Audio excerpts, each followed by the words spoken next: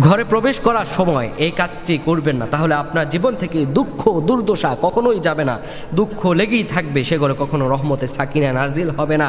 আমরা অনেকেই এই বিষয়টা খেয়ালই করি না। এটা হর হামেশায় আমি বলবো 90% মানুষ করে থাকে এই কাজগুলো, 90% মানুষ কাজগুলো করে থাকে। সেজন্য ফোন দিয়ে অনেকেই বলে, হুজুর সংসারে শান্তি নাই, এত ইনকাম করে কোথায় যায় ইনকাম খুঁজে পাই না, মামলা মোকদ্দমায় জড়িয়ে আছি, একের পর এক খালি বিপদই লেগে থাকে, বিপদ কেন যায় না।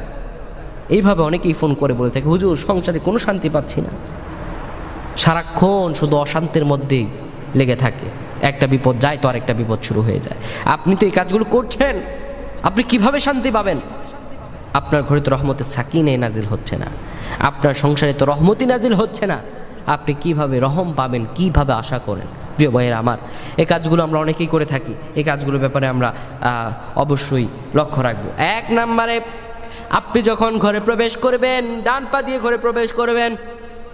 ঘরে আপনি ডান পা দিয়ে প্রবেশ করার সময় ঘরে আপনি সালাম দিয়ে ঢুকবেন। অনেকে আমরা ঘরের ভিতরে সালাম দিয়ে ঢুকি না, এই কাজগুলো করি আমরা ঘরে সালাম না দিয়ে ঢুকে যাই, এবং ঘরের কি অবস্থা, কি অবস্থা আছে না দেখে আমরা ঢুকে যাই। অনেক সময় নাপাকি নিয়ে নাপাক অবস্থায় ঘরের ভিতর ঢুকে যাই, আফসোস, হায় আল্লাহ। এক নম্বরে যে কাজটির কারণে আপনার ঘরে বরকত আসতেছে না, ঘরে সালাম না দিয়ে ঢোকা, ঘরে সালাম না দিয়ে ঢোকা। অনেকে আমরা সালাম দেই না, কিন্তু বিশ্বনবী বলেছেন যে সালাম হলো ইসলামের মধ্যে সবচাইতে উত্তম বিষয়, সবচাইতে উত্তম বিষয়। দুই নম্বরে, ঘরের দরজা বন্ধ করার সময় আউযুবিল্লাহ পড়বেন।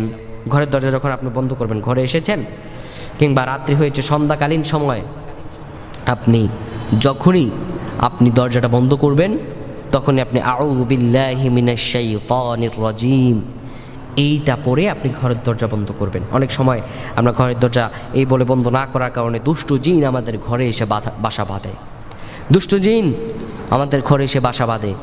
অনেক সময় এর কারণে আমাদের ঘরে অশান্তি ছড়িয়ে পড়ে।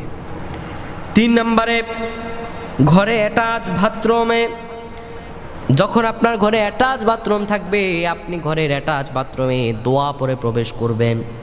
অনেকে আমরা ঘরের অ্যাটাচ বাথরুমে দোয়া না পরে প্রবেশ করি, এই জন্য ঘরে অশান্তি, স্বামী স্ত্রী কলহ, দাম্পত্য কলহ, ডিভোর্স হয়ে যায়। দুষ্ট জিনেরা বিভিন্ন সময় নারীদের উপর ভর করে এরকম অশান্তি লাগিয়ে দেয়। প্রিয় বন্ধুগণ আমার, ঘরে আপনি প্রবেশ করার সময় সালাম দিয়ে প্রবেশ করবেন, এক নাম্বার। দুই নাম্বার, ঘরের দরজা বন্ধ করার সময় আউযু বিল্লাহি মিনাশ শাইতানির রাজিম পাঠ করবেন। তিন নাম্বার, ঘরে অ্যাটাচ বাথরুমে ঢোকার সময় অবশ্যই অবশ্যই অবশ্যই দোয়া পরে বাম পা দিয়ে প্রবেশ করবেন। আর দোয়াটা কি? আল্লাহুম্মা ইন্নী আউযু বিকা মিনাল খুবুসি ওয়াল খাবাইস। হে আল্লাহ, আপনি আমাকে দুষ্ট পুরুষ জিন এবং দুষ্ট নারী জিন থেকে আপনি আমাকে হেফাজত করেন। এবং আপনি যখন বের হবেন তখনও দোয়া পরে বের হবেন, ঢোকার সময়ও দোয়া পড়বেন, বের হওয়ার সময়ও দোয়া পরে বের হবেন। যদি আপনি দোয়া না পড়ে বের হন তাহলে কিন্তু আপনার বদনসিব হয়ে যাবে। এই ব্যাপারে অবশ্যই সতর্কতা থাকতে হবে আমার প্রিয় ভাইরা। আল্লাহ তাআলা আমাদের সকলকে সহি বুঝ, সহি সবক দান করুক। আমরা পড়ছি আল্লাহুম্মা আমিন।